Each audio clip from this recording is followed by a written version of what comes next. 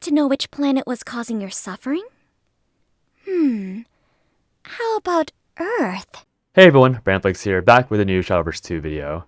For today's video, with the chest event going on, I know this is a bit late, but the meta is a bit more interesting this time, so I wanted to give the people who are actually crafting decks and spamming games a few days to, let the deck lists mature a bit before I went into the things that I think are meta right now and why they are meta.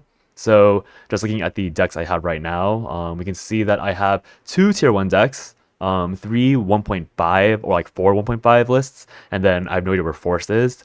But basically, the reason why I think we have 2 clear tier 1s and then everyone else is at 1.5 is just because this meta feels very rock, paper, scissory, if that makes sense. And essentially what that means is that these decks, all the tier 1.5 decks have good matchups into tier 1 decks, but it depends on the deck that it is. And then obviously the tier 1 decks, they're only better than these other decks because to me, I feel like they have a bit better of a mid-range or a mid-roll to like, I guess the idea is that like their low roll isn't as bad as the other deck's low rolls, and their high roll is just as good, if not better. So essentially, when you play hundreds of games, your average would be better on Dirt Rune and mid-range sword, or maybe even loot sword. I just took the mid-range sword because I sourced a lot of these deck lists from either GIF or a lot of these other content creators, just because obviously I only play mode, or rather I only play Abyss right now in the set, and my performance has been pretty subpar so far. So I'm taking other trusted sources from people that have played way more games and have had better results, and that's where these deck lists are sourced from. And so before I really get into the decks themselves, I just want to go through the rankings of the decks and kind of provide backup for why I have Rune and Sword as the clear tier 1s. If we go through Rune, we can see that Rune has the highest peak, and then their bottom, like near the bottom of their top 100 are all 1850s, and then Sword, obviously the peak is a little lower by like 60 CR, but they're bottoming out at a much higher rank than, not much higher, like 7 points higher than Rune, which is actually kind of notable because that means that Sword players, like, you are able to climb with Sword just as consistently, and I don't really know if these are mostly mid-range swords or loot swords, but I have a feeling we can safely assume that it's a mixture of both. And then with Rune, pretty safe to assume that's all Dirt Rune at the moment. And then the tier 1.5s, surprisingly, Wardhaven isn't performing that great. Obviously, it's not that far behind Rune and Sword in terms of like second and below, and then also like the highest ranked players. But as we scroll down, you can see that it drops down to 1700 very, very quickly. And the same is going to be true for Abyss, where it starts out quite high, but then when you go down, we drop below 1800. And then same thing for Portal, where again 1900-ish, and then when you go down, it drops below a lot. So we can see that in terms, I think Wardhaven or Haven in general, like Haven and Forest and Abyss as well, like all 4 of these lowered, or like all 4 of those crafts are experiencing a lot of experimentation, so that's why I think the lower end is a lot more variable than something like Rune and Sword, because Sword and Rune haven't really had new things come up. And to be fair, same thing with Haven, but Haven experienced a very heavy nerf with Benison, so that's why I expect people to be experimenting more heavily with Haven. Now Dragon, very similar story. The highs are decent and the lows are about as low. And then Forest, the high is literally barely within range of the Sword low, and then it goes down to even further below where Haven was, which is obviously quite sad. So that's gonna be the explanations for, or the justifications and backup for the tiers themselves. Going into the actual decks, the Dirt, just to point out, Dirt, mid-range, and Mode, Dirt, mid-range, and Ramp. I believe these 3 should be sourced from GIF. So Dirt Rune, pretty much the most notorious deck so far already, just because somebody on day 1 has already achieved a 30 win streak pretty easily. Not easily, but I didn't watch a stream, but they achieved 30 win streak all live, and that's very impressive. So Dirt Rune, as I complained before, not really complained, but as I commented before in previous sets, they have a lot of very powerful 2-drops in like Penelope, Pinch's Astrologer, and Melvi. And they got another decent 2-drop in Alchemic Flare.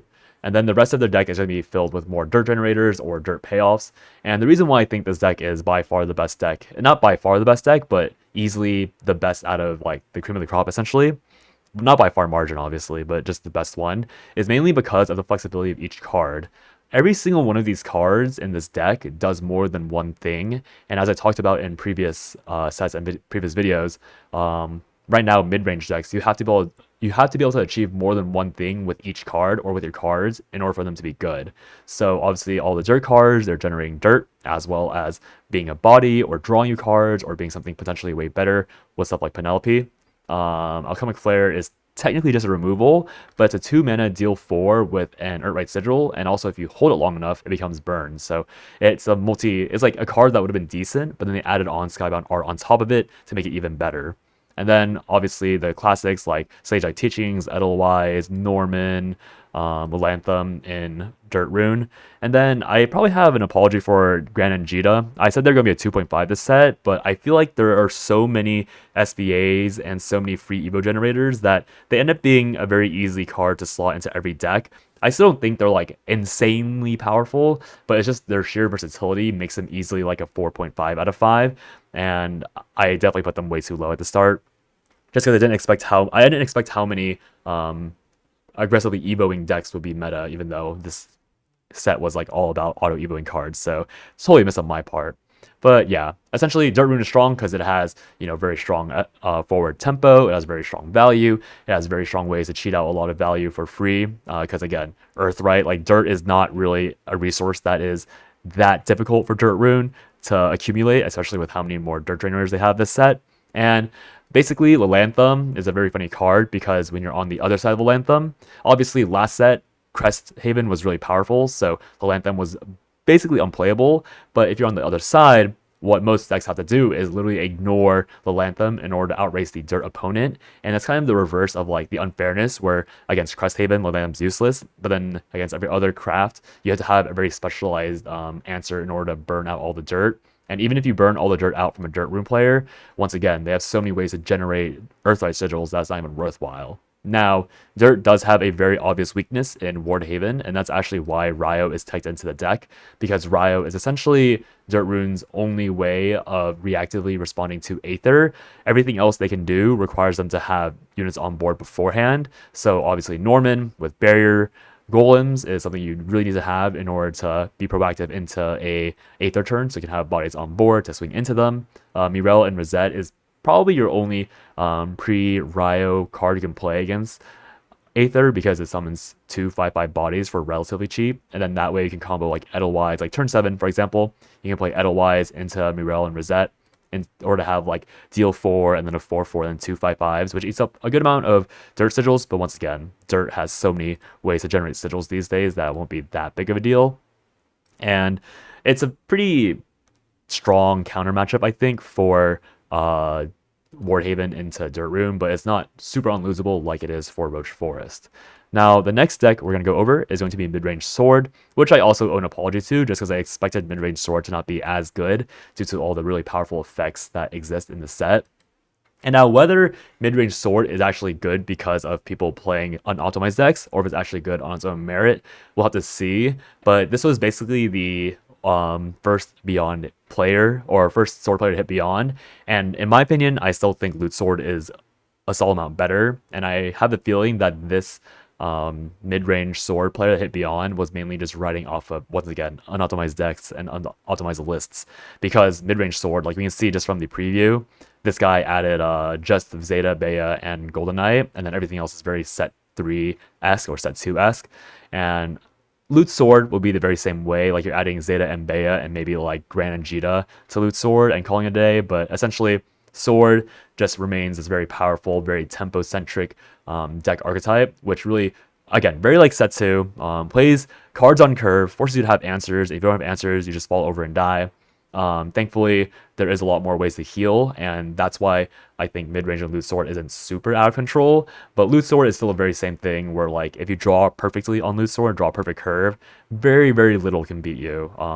In like even like long games, because you have so many ways to continue extending your range, and you can tech in cards like Golden Knight, like the captains Gran Jita, like Zeta and Bea to have extra reach and extra value in the long term.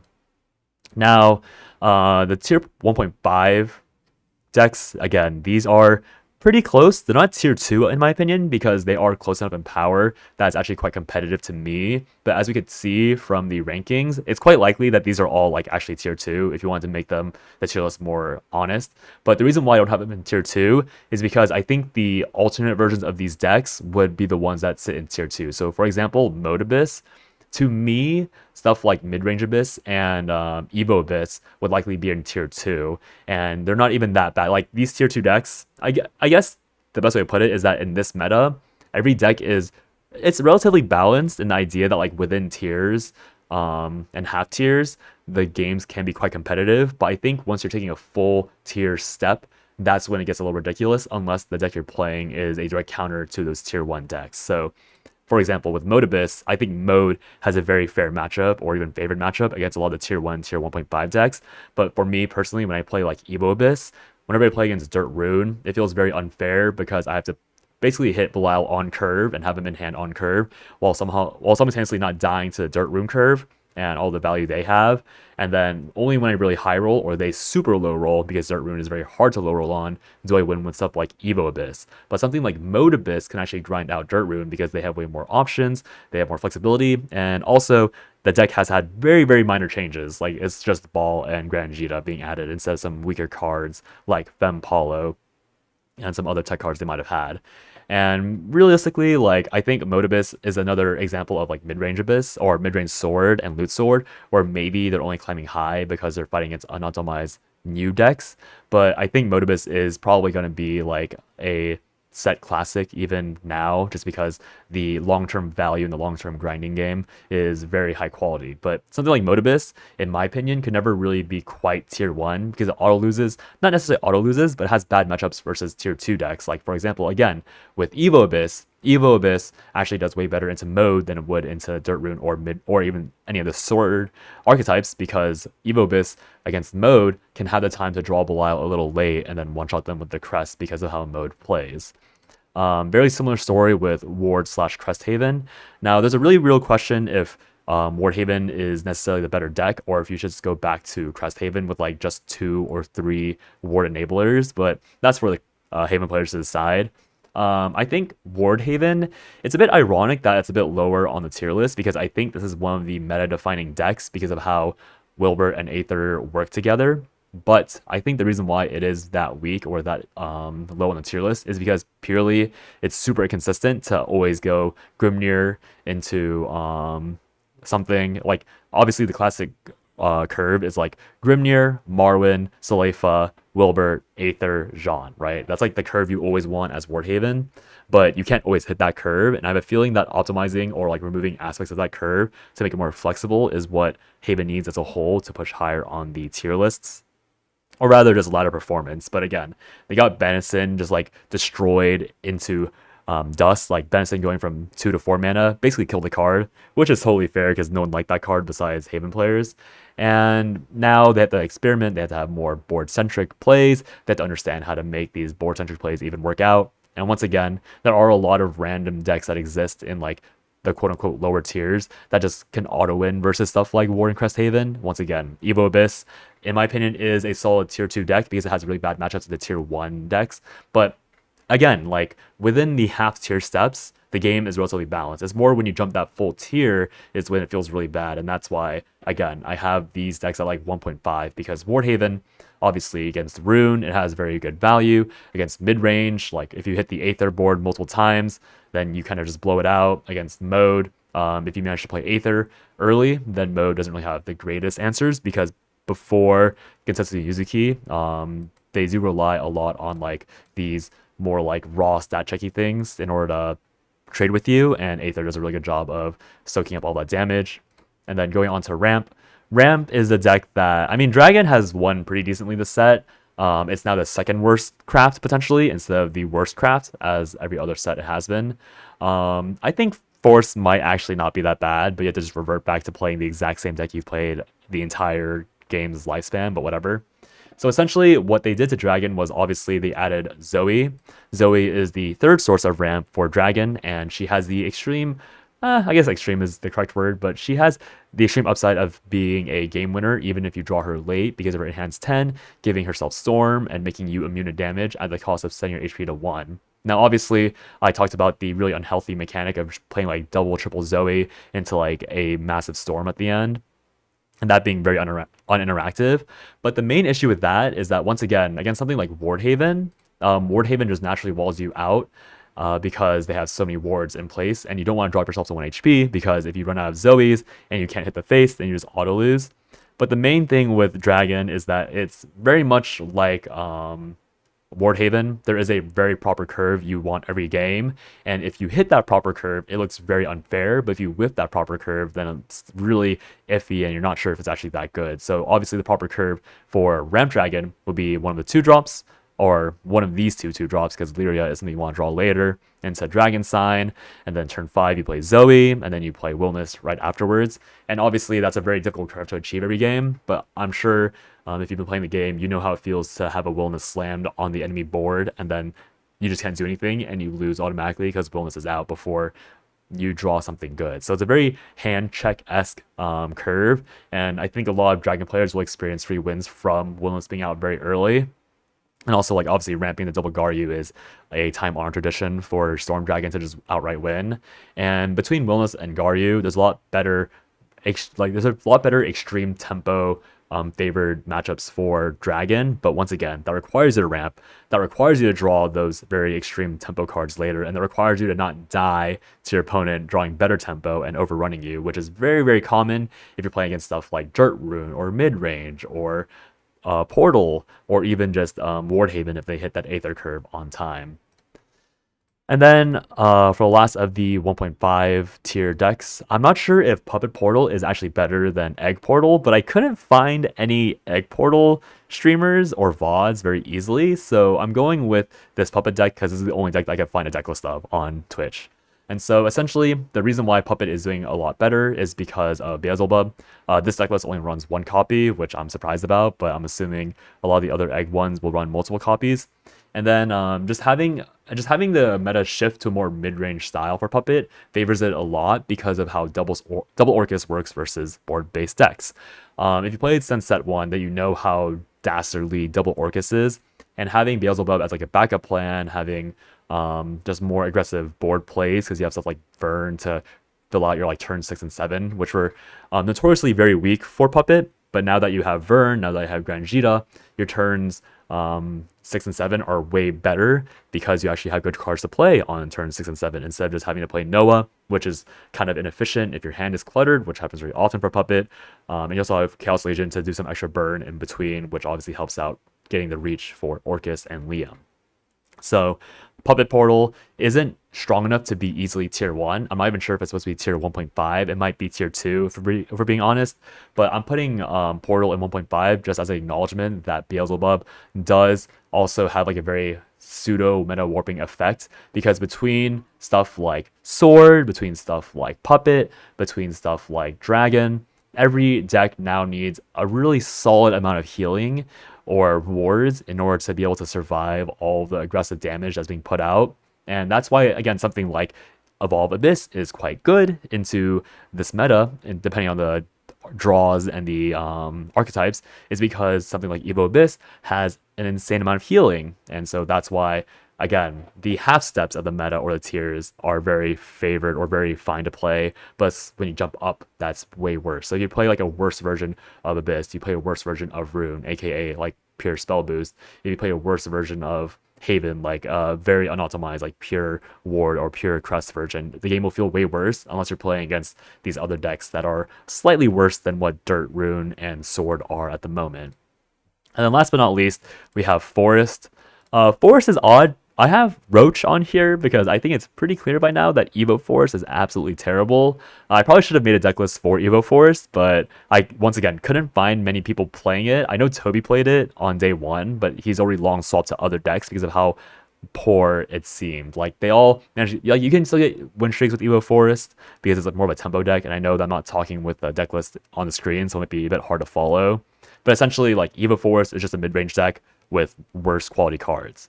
And so therefore, in my opinion, Forest is probably being dragged back into Roach. And Roach has an extreme losing matchup to Wardhaven that will never change. But I feel like the real question is how its matchup is versus everything else in the meta. And because as Force players, they've been playing with literally this exact core deck for 4 sets now, most of them aren't playing Combo Roach, so we don't know if it's actually that good. It might be very powerful, like it might be totally fine. Wardhaven is not a tier 1 deck, so it might not be super popular, so Roach might actually be able to thrive in this meta. Unfortunately, once again, I think Force players are really sick of playing Roach, so they're all experimenting, and that causes their overall class rank to drop. And that's why I'm not even sure if Dragon is the second worst class, because Roach Forest could very well still be like top 3, top 4 without breaking a sweat. And it just seems worse because everyone's playing Evo Forest. So yeah, that'll be my meta read for the first few days of the set. Again, I'll try and do a bit more of a thorough meta read later on, but if you wanted to get a quick deck list and hear my explanation on why the deck list is recommended or not based on your interpretation of what I said, then hopefully this video suited that. And yeah, that'll be all. Hope you guys have a good day or night wherever you are, and I'll see you guys next time. Bye-bye.